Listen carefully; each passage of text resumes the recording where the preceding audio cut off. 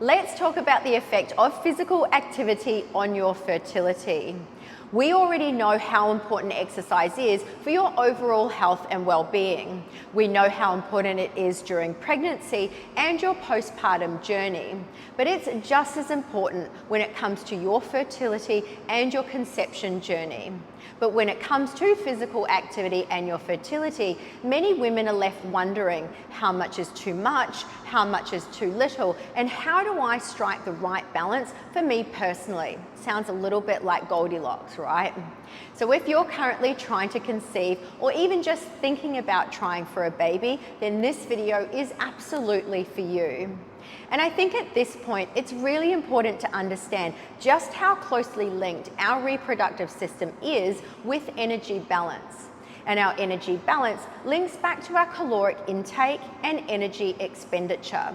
So changes in our energy balance, whether through our nutrition, exercise, or both, can impact our reproductive system. But I'm not a dietitian, so I'm not going to be talking about nutrition, and we'll focus more on the training aspect side of things in this video. But when you look at the two extremes of too much or too little, both can negatively impact our fertility through things like irregular menstrual cycles or the loss of them altogether, issues with ovulation, and PCOS, to name just a few. And where you sit in terms of your exercise habits are going to determine what path your training should take during this time. And you also have to consider other factors like your training age and fitness level, your overall health factors, and any infertility related diagnoses.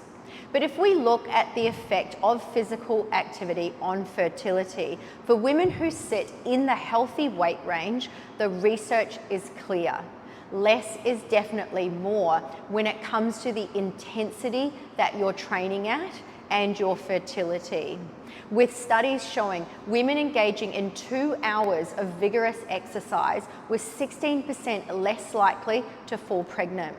Women exercising 3 to 4 hours per week at this higher intensity, that number increased to 27% less likely, and 5 hours or more high intensity were associated with a 32% reduction in the chances of conception. Now remember, those statistics are based on vigorous exercise, which in this study was classed as 77 to 95% of your max heart rate, and a Borg scale RPE of 14 to 17. Now in contrast, moderate exercise increased your odds of conceiving. For example, 2 hours of moderate activity increased the odds of falling pregnant by 15%.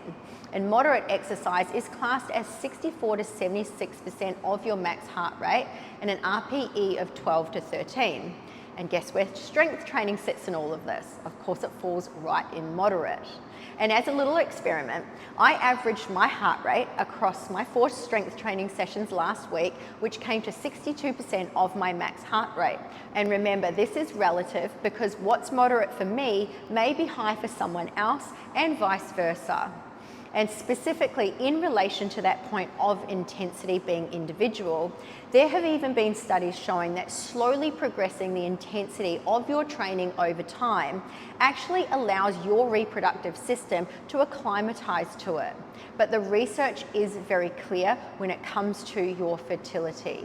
Women who have a high frequency and high intensity when it comes to physical activity are 1.5 times more likely to experience subfertility or involuntary childlessness. And it's important to remember the correlation between energy balance and fertility.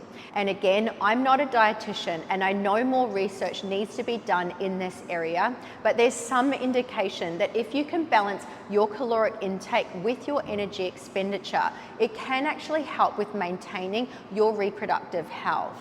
And part of the reason for this is our bodies are extremely intelligent. And when we start increasing our energy expenditure via high intensity and high frequency workouts, our bodies adapt in very specific ways. So it will start reducing how much energy it spends on other things like immune function, reproductive function, and tissue growth and repair, which you could probably put in the recovery part, right?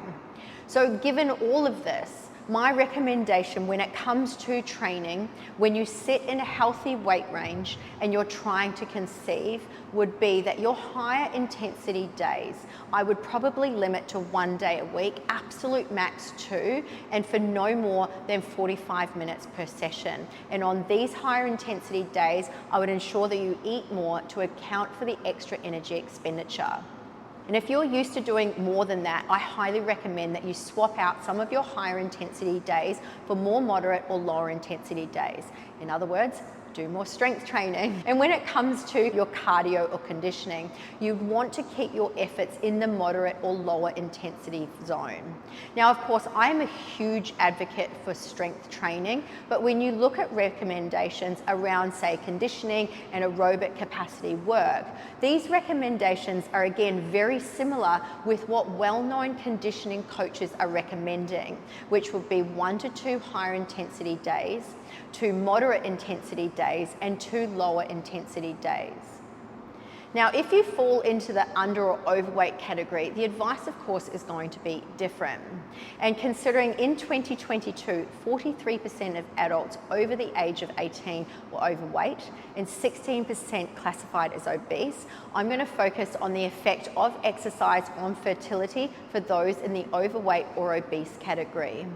And it's really no secret when it comes to reproductive health and your fertility, falling into the overweight and obese category means that you're more likely to take longer than 12 months to fall pregnant. And your risk of infertility, miscarriage, and pregnancy complications are increased. This is in both natural and using assisted reproductive technology. So changes to your overall lifestyle are necessary when you fall into this category. But when it comes to exercise, the research actually shows a need for vigorous exercise in combination with strength training, and that an improvement in insulin sensitivity is potentially the most crucial aspect when it comes to fertility and conception for those who fall into this category, rather than focusing purely on the number on a scale or weight loss alone. And when it comes to insulin sensitivity, there's no denying strength training and aerobic exercise improves insulin resistance. So if you fall into this category, I sincerely believe the most important thing for you would be to create sustainable change that you can stick to long term across your various lifestyle factors, including nutrition and training, and to be patient with yourself and allow these changes to happen, because when it comes to training and its positive effect on your fertility, the minimum dose to see any change is around the 50-hour mark, which can take some time to accrue. So that's it from me today. I really hope this video helped. And of course, if you'd like more in-depth pregnancy-specific content, feel free to apply to my complimentary but private community, the Preggy Training Crew. The link is in my bio.